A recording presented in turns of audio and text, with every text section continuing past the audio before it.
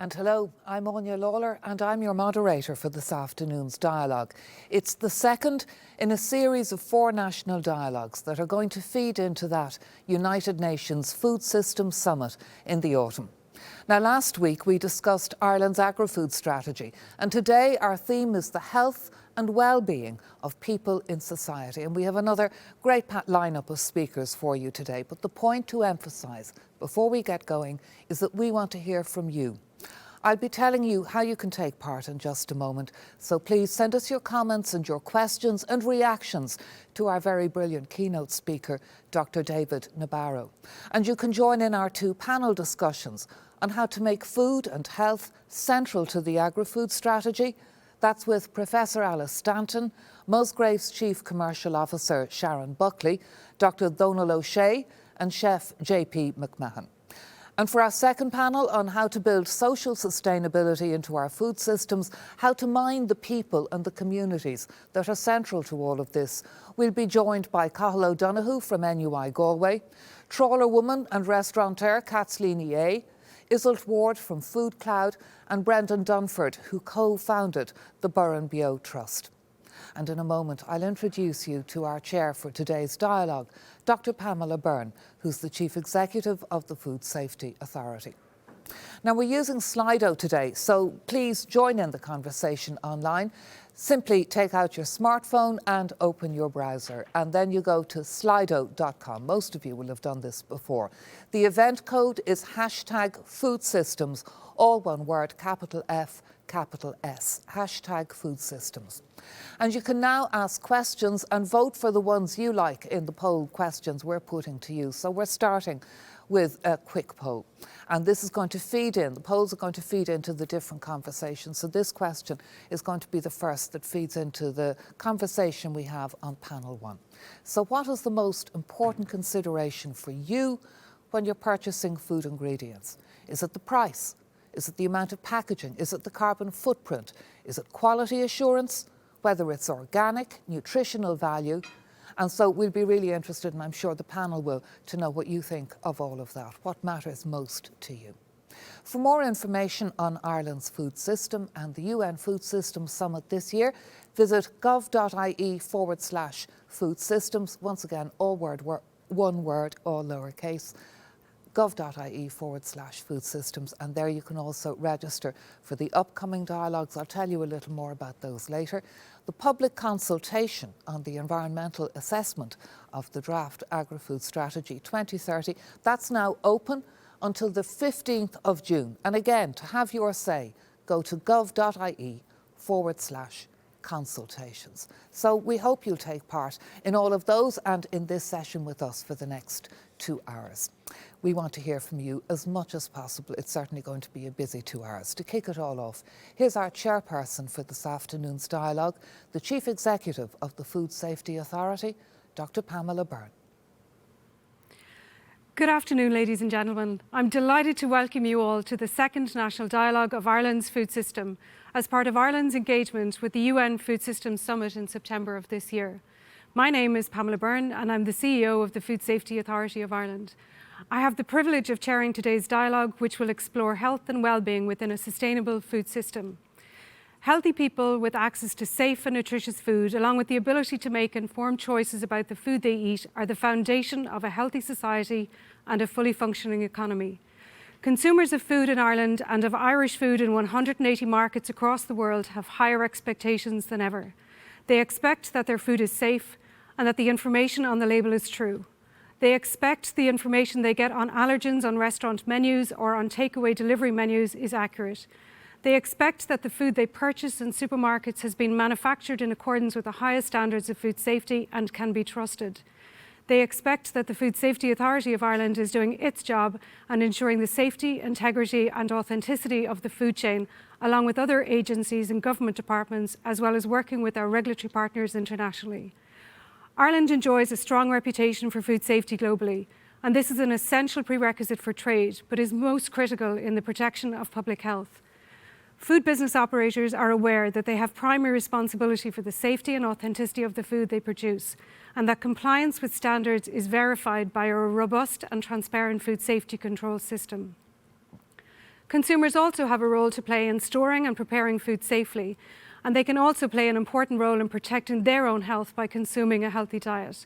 Over the last number of years, revised dietary guidelines underpinned by science for 1 to 5-year-olds, teenagers, younger and older adults have been published in Ireland, and these can help people make the healthy choice the easy choice. But food is not food if it is not safe. Food is not nutritious if it does not provide essential nutrients to sustain life. I would therefore contend that Ireland, with its grass-based production systems, its extensive marine and freshwater resources, and its commitment to ongoing investment in science and innovation, should be well positioned to be a leader internationally in sustainable food systems as set out in the Draft Agri-Food Strategy 2030 launched last week. But there is lots of work to be done, many issues to be teased out, and conversations like the one we'll hear today will be key in moving us in that direction. These national dialogues provide a fantastic opportunity to hear from a broad range of stakeholders, both on Ireland's own food system and with our engagement with the global food system. Today's dialogue will start with a keynote address from Dr. David Nabarro, who will be followed by 2 panel discussions moderated by Anya, as you've already heard.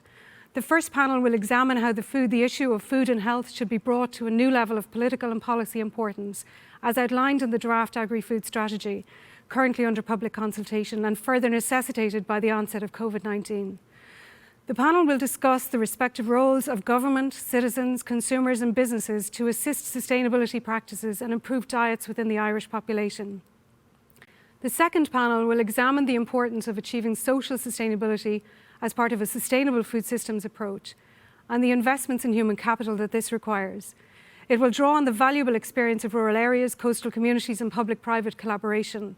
The panel will discuss how local leadership, innovation and technology can combine to increase income and employment opportunities in our communities, whilst enhancing well-being and health. Please join the conversation by using the hashtag #foodsystems. So let's get started. Please let me introduce our keynote speaker. Dr. David Nabarro is the co-director of the Imperial College Institute of Global Health Innovation at Imperial College London and supports systems leadership for sustainable development through his Switzerland-based social enterprise 4SD. Since March 2020, David is appointed Special Envoy of WHO Director General on COVID-19. He is also Senior Advisor to the Food Systems Summit Dialogues. David secured his medical qualification in 1974 and has worked in over 50 countries in communities and hospitals, governments, civil society, universities and in the United Nations programmes. Dr. Nabarro will discuss how the sustainability of our global food system can help address many of today's key challenges, most notably malnutrition and the inequalities that have been exposed and deepened as a result of COVID-19 pandemic. Over to you now, Dr. Nabarro. Good day, my name is David Nabarro. I'm delighted to be with you all today. I serve as Senior Advisor for the Food Systems Summit Dialogues, and I'm really grateful to Sinead McPhillips, the National Food Systems Dialogue Convener for Ireland, for inviting me to address you today. I'd like to cover, first of all, the Food Systems Summit itself. Secondly, the role of the Food Systems Summit Dialogues as part of the engagement and preparation process. And thirdly, some reflections on today's topic, links between food and health. First, on the Food Systems Summit. This is a summit that's convened by the United Nations Secretary General. He's doing it because he wants to raise the level of ambition about efforts to make food systems more sustainable as part of the overall journey towards the achievement of the Sustainable Development Goals by the year 2030. This is really important because, as we know from numerous studies, although food systems around the world have greatly increased the amounts of food that are available and also the variety of food that is available for people everywhere, there is still a number of challenges that have got to be resolved. Food systems are not always contributing to people's health and nutrition. Food systems in some cases are interacting with the environment in an unhelpful way. And then there's also the challenge that many of those who are involved in producing and processing food are unable to earn a decent standard of living. That's why the UN Secretary General has taken it upon himself to organise this summit in order to raise ambition. He wants a systems approach to food, he wants an all SDGs approach to food, and he would like a summit that involves people everywhere and focuses on solutions. The dialogues are a core component of the Food Systems Summit. They complement a series of technical groups that have been set up by the Special Envoy of the Summit, Dr. Agnes Kalibata, because those are the action tracks and they're coming out with propositions on what needs to change for food systems to get to where we want them to be. And then through the dialogues, the voices of national governments and also for other stakeholders in countries are able to come through and to be part of the preparation process. The 5 objectives of the summit and the 5 action tracks focus on, firstly, improving access to nutritious food. Secondly, shifting diets so they're more sustainable and nutritious for everybody. Thirdly, making sure that food production is nature positive and good for the environment. Fourthly, trying to attend to the issues of livelihoods of particularly smallholders throughout the world. And fifth, seeking food systems that are resilient in the face of numerous stresses, including climate, including disease like COVID, and including conflict. The dialogues are an opportunity for multiple stakeholders to come together with a safe space that encourages open exchanges on difficult issues. They acknowledge that there will not always be agreement on the ways to move ahead with food systems. And the dialogues, by being a place where everybody can be engaged and where specific issues can be looked at in detail through careful facilitation and curation, the dialogues present an opportunity for multi-stakeholder engagement. And so all over the world now, we have countries like Ireland initiating their own Food System Summit dialogues. They're proving to be remarkably interesting in all sorts of different venues, because by coming together, particularly with different parts of government working on food as a shared issue, the full range of challenges in food systems are beginning to become apparent. And then by involving other stakeholders like farmers, like businesses, like civil society, like youth, like women, and of course, all involved in the actual private sector part of food systems, there is a real chance of getting a much more rounded approach to identifying food systems of the future.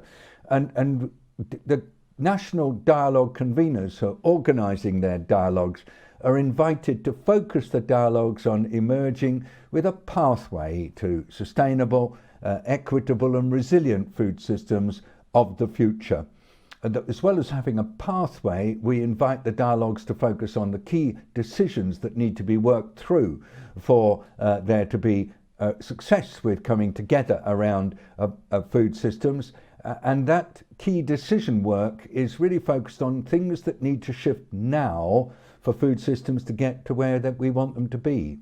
And then having looked at the decisions, then there's the possibility, and I say only a possibility, of the emergence at national level of coalitions of stakeholders who want to work together on the issues of food, and also the possibility that commitments will emerge at the national level that could perhaps be aggregated with commitments from other countries in the region through regional dialogues, and then be taken to the summit to be again linked to global coalitions and commitments that are being made around the propositions coming from the action tracks. But with 103 countries already nominating conveners, and with many more conveners due to come on board in the near future, this is clearly an enormous exercise, and there's an awful lot going on. Now, when it comes to Ireland, I want to start by recognising the extraordinary leadership by the Government of Ireland in relation to the Food Systems Summit. But I'd also like to applaud Ireland's global contribution to efforts to tackle hunger and malnutrition everywhere. I'd like to particularly greet my friend Tom Arnold, who's been appointed as Ireland's Special Envoy on Food Systems, but who has a long history, starting when I first met Tom with the Hunger Task Force in 2010, and moving on through all the work that's been done more recently on the Ireland National Food System Strategy, as well as Ireland's work with the European Union on food systems, particularly in Africa. I'd like to recognise Ireland's commitment to organising a suite of national dialogues around food systems, and Ireland is going to be in a fortunate position to build its national pathway to the food systems of the future as a result of the work that's already been undertaken in the country. I hope that the dialogues will support the wider examination, exploration and socialisation of Ireland's food and agriculture strategy, as well as mobilisation of all stakeholders to ensure that there is scope for comprehensive multi-stakeholder implementation of the strategy, a process that will be reviewed at intervals and in the years to come that will be adapted in the light of emerging conditions and context. In addition to national dialogues, there's also the option for anybody, anywhere, to organise their own dialogues independently. They're locally driven and they're adaptable to contexts. Because they can be organised by anybody, they offer the opportunity for those whose actions may not necessarily align with those of their national governments to get into the process and to start doing their work. So what we're finding all over the world is that member state dialogue conveners are welcoming independent dialogues undertaken within their jurisdictions, and they're trying to link up with them. So of the many independent dialogues that have already been announced, there's a number that are being linked to national dialogues, and I'm also very pleased to see that several of them are taking place in Ireland. All the dialogue work is available on a website called www.summitdialogues.org. We hope that all of you will have a chance to look at that website. We try very hard to keep it up to date with the details of conveners and so on, but sometimes there are delays because we have to check with those who have been identified as conveners exactly how they would like to be nominated on the website and the degree to which they want to be contactable by others.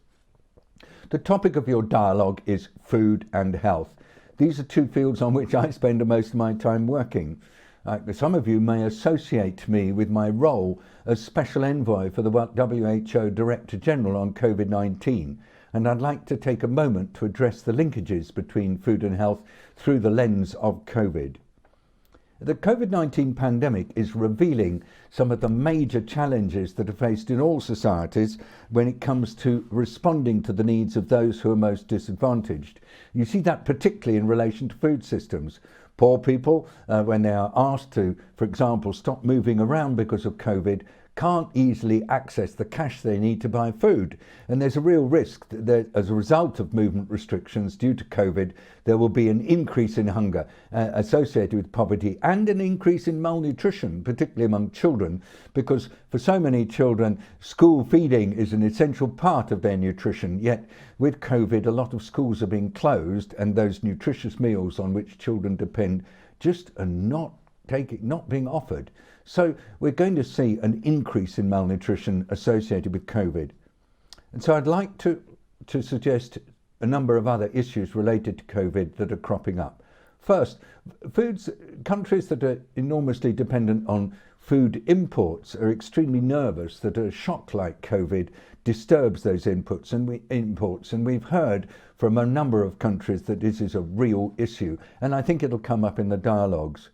Secondly, I want to be clear that farmers have found COVID difficult because in many cases they're not able to get food to market, and we've had many instances of perishable foods like vegetables being ploughed back into the land or dairy products having to be thrown away. A number of countries that trade in food have got worried that COVID-19 and similar concerns might lead to some sort of impediment to trade. Perhaps imports are not, exports are prevented. So I want to stress that actually what we're seeing is COVID affecting many different aspects of food.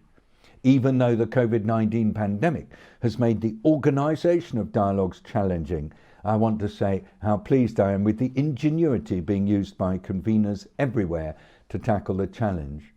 And the virus, we must remember, is the problem.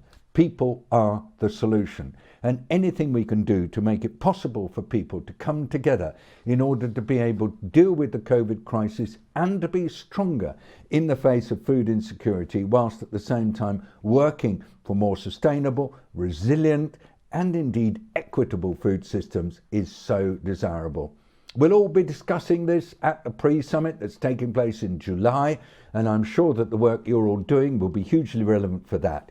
But it's in the actual summit itself in September, when Prime Ministers and Presidents will come together, that I look forward to Ireland really standing up strongly and being able to show that a multi-stakeholder approach to the future of food systems is the way to go.